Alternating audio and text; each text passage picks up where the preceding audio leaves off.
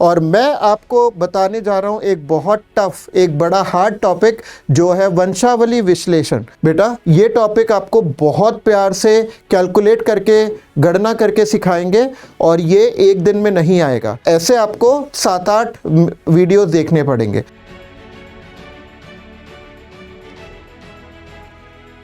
वंशावली माने पेडिग्री क्या है? वंशावली है एक परिवार में 2 या 2 से अधिक पीढ़ियों में चलने वाले आनुवांशिक रोग या लक्षण की वंशागति का प्रदर्शन। जैसे दादाजी को कोई रोग है, फिर पिताजी को हो गया, फिर बेटी को हो गया। इस तरीके से 2 या 2 से अधिक पीढ़ी में दर्शाए जाने वाले आनुवांशिक लक्षण को प्रदर्शित करने वाले वृक्ष को हम वंशावली माने पेडिग्री कहते हैं। तो पेडिग्री की शुरुआत करें तो पेडिग्री यानी वंशावली विश्लेषण में प्रयुक्त होने वाले चिन्ह, सिंबल्स। वैसे तो बेटा सिंबल्स बहुत सारे होते हैं, बहुत सारे सिंबल्स होते हैं, लेकिन जो इंपॉर्टेंट हैं, जो आपके नीट की परीक्षा में आ सकते हैं, मैंने खाली वही सिंबल्स लिए हैं। एक दो मैं आपको अलग से बता दूंगा। तो सबसे पहले है ये वर्ग। वर्ग माने चकोर, आयत। ये होता है, इसका मतलब होता है सामान्य नर, माने इसको कोई रोग नहीं है, ये सामान्य नर है। ये है, अगर गोला कहीं दे रखा है तो वो है सामान्य मादा, जिसको कोई रोग नहीं है। और ये जो है तीसरा, इसे अंग्रेजी में कहते हैं रोम्बस।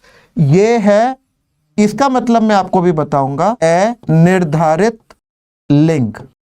इंग्लिश में इसे कहते हैं अनस्पेसिफाइड सेक्स। अनस्पेसिफाइड सेक्स, अनिर्धारित लिंग का मतलब है, अब वंशावली जो बनाई जाती है ना, वो स्मरण शक्ति के अनुसार बनाई जाती है, याददाश्त पे। जैसे मेरे घर के बराबर में कोई पड़ोसी हैं, उनके यहाँ कोई रोग चल रहा है बहुत कई पीढ़ियों से, तो क्या होगा, वो डॉक्टर मेरे पास आएंगे और पूछेंगे आपके पड़ोस में 3 पीढ़ी पहले कौन था? तो मैं बोलूंगा एक दादाजी दादी जी रहते थे, उनके 4 बच्चे थे, बड़ा तो लड़का था, दूसरी लड़की थी, लेकिन मुझे ये ध्यान नहीं है तीसरे और चौथे नंबर पे कौन था। तो जब याद ना हो तब ये चिन्ह प्रयोग होता है, अनिर्धारित लिंग, है ना। फिर ये, इसमें देखो, चाहे वर्ग हो, चाहे गोला हो या रोम्बस हो, तीनों के अंदर रंग भरा हुआ है।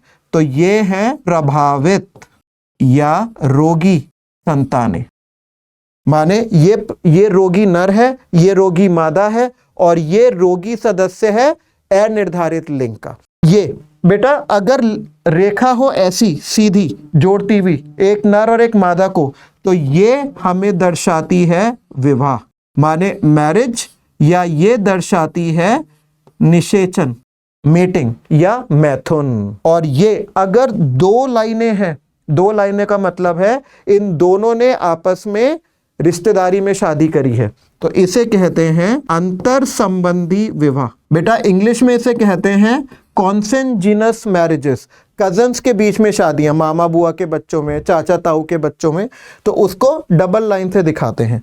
अब ये एक वंशावली है, देखो आपको मैं दिख रहा हूं ना, तो बहुत ध्यान से देखो, ये एक वंशावली है और इस वंशावली में ये है पिता, इस पिता ने इस स्त्री से शादी की, ये है इसकी पत्नी, और इनकी शादी से 2 संतानें हुई। पहली है लड़की और दूसरा है लड़का, ठीक है। तो ये क्या हुई, ये हुई आपके 2 संतानें उत्पन्न करती हुई वंशावली। और ये बेटा, ये है एक नर, उसने विवाह किया, ये उसकी पत्नी, और इनके एक बच्चा हुआ बेटा, वो कैसा है, रोगी। तो ये हो गई प्रभावित पुत्र को दर्शाती हुई वंशावली। और ये यहाँ 5 क्यों लिखा है? 5 का मतलब है अनिर्धारित लिंग की 5 संतानें। ये मैं आपको और अच्छे से बता देता हूं। जैसे यहाँ पर हमने बनाया, ये एक स्त्री है, इसका विवाह हुआ है, ये इसका पति है, और इनके 5 बच्चे हुए हैं, और हमें ये नहीं पता कौन से लड़के हैं कौन से लड़कियां। तो हम क्या करेंगे, इस तरीके से 1 2 3 4 5 ये ना बनाना पड़े तो हम सीधे सीधे कैसे बना सकते हैं, ऐसे ऐसे ऐसे, और इसमें हम लिख सकते हैं 5। ठीक है, तो ये सारे चिन्ह आपको याद होने चाहिए। अब बढ़ते हैं आगे। वंशावली विश्लेषण में ये भी ध्यान रखना पड़ता है कि वंशागति किस प्रकार की है। वंशागति दो प्रकार की हो सकती है, एक होती है नॉन क्रिस क्रॉस और दूसरी होती है क्रिस क्रॉस। तो देखो यहां पर नंबर 1 हम पढ़ रहे हैं नॉन क्रिस क्रॉस वंशागति। नॉन क्रिस क्रॉस वंशागति फिर दो प्रकार की होती है, होलैंड्रिक और होलोगाइनिक। बेटा एंड्रिक, एंड्रोजन, एंड्रोशियम, एंड्रोशियम माने पुंकेसर, तो एंड्रो शब्द जिसमें भी आता है वो होता है पुरुषों के लिए, और गायनिक, गाइनोशियम माने स्त्री केसर, गायनिकोलॉजिस्ट प्रसूति डॉक्टर, महिला डॉक्टर जो महिलाओं की डॉक्टर होती है। तो गायनी शब्द जहां भी आ गया वो स्त्री से रिलेटेड है, और एंड्रो या एंड्रिक आ गया तो वो पुरुष से रिलेटेड है, संबंधित है। और होलो, आपने एंजाइम्स में पढ़ा है कि होलो एंजाइम होता है एक इकाई, तो होलो का मतलब एक। देखो होलो एक एंड्रिक नर, एक नर, होलो एक गायनिक मादा, एक मादा। तो होलैंड्रिक वंशागति का मतलब है, बहुत ध्यान से देखना, अगर कोई पुरुष है X Y dash, Y dash का मतलब है ये जीन वाई गुणसूत्र पर उपस्थित है। ये है, मैं यहां पर लिख दे रहा हूं, ये है पुरुष। ये पुरुष अपना लक्षण किसको दे रहा है? अपने पुत्र को। वापस से एक्स वाई डैश, तो ये हो गया इसका पुत्र, और ये पुत्र अपना लक्षण फिर किसे दे रहा है? अपने पुत्र को। तो ये जो तीसरा हो गया ये क्या हो गया? पौत्र माने पोता, और ये पुरुष इस पोते का क्या हो गया? दादा, दादाजी, है ना।